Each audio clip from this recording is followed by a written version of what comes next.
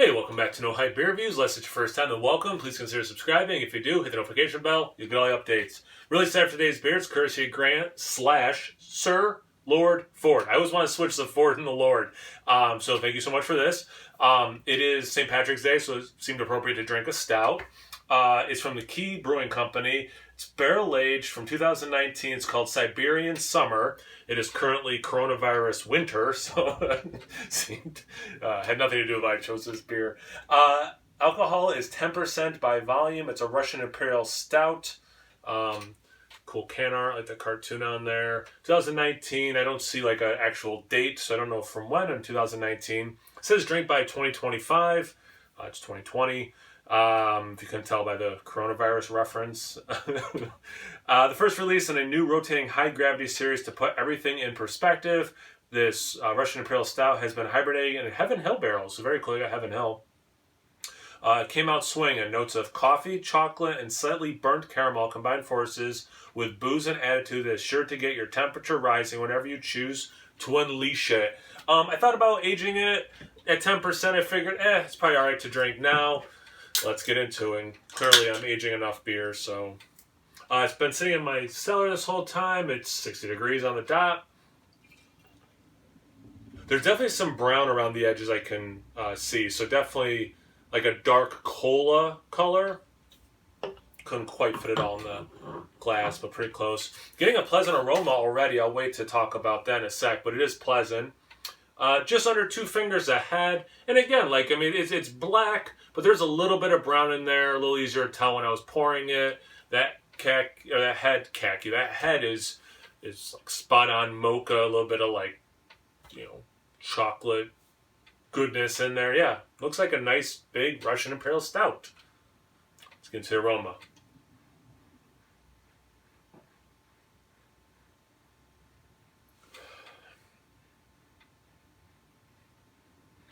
So you do get big stout roastiness. You get some of the bitterness that I'm assuming is from hops, but also it would make sense from the grain that they're using. But there's definitely a bittering quality to the aroma. Get some oak specific, a little bit of that. A little bit of the spirit. Based on the aroma, I'm assuming they were relatively dry barrels. And actually the ABV too, because I would think, given the nature of the style of beer, if they're putting it into wet barrels, it'd have more of the actual Heaven Hills aroma, and the ABV would be a little higher. That's what I'm thinking anyway.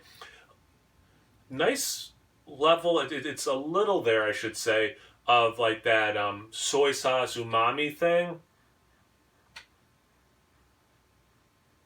which I quite like, at least in the aroma. Let's see about the taste. Cheers.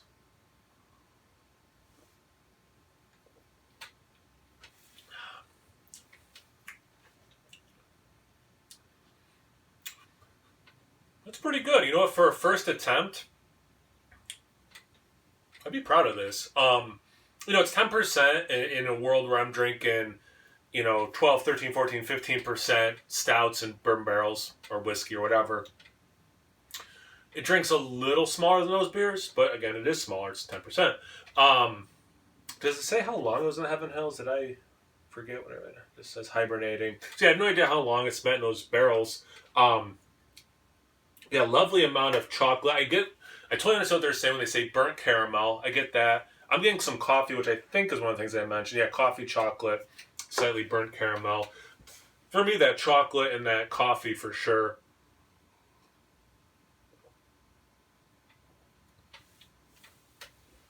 Nice mouthfeel on it. I'm getting some of that bitterness. Kind of like I was saying, the aroma, I do think it's a marriage of the roasted malt and the hops that are in this. That's just what I'm thinking anyway. Slight black licorice on the finish, but a lot of sweet chocolate. It wouldn't be surprising if you had a very chocolate forward mocha, essentially, is what the finish is doing for me. A little bit of warmth. It's not super spirit forward, so I'm going to kind of stick to mine. I bet they were relatively dry barrels.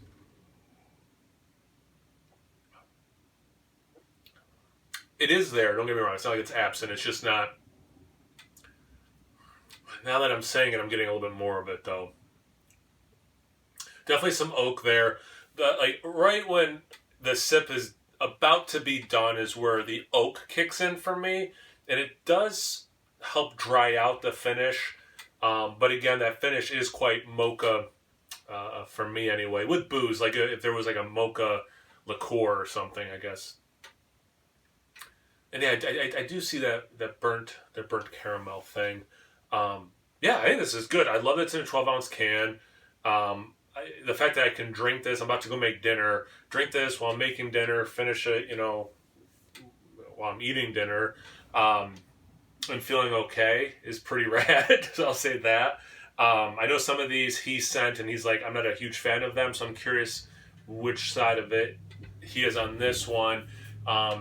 He wasn't a huge fan of that H Narwhal, so I'm wondering if this one was big enough and bursting enough with things that he wanted or not. So yeah, super curious. Let me know, Grant, in the comments below or an email or whatever. Thank you guys for watching. I really appreciate that. Thanks again, Grant, for sending it as well.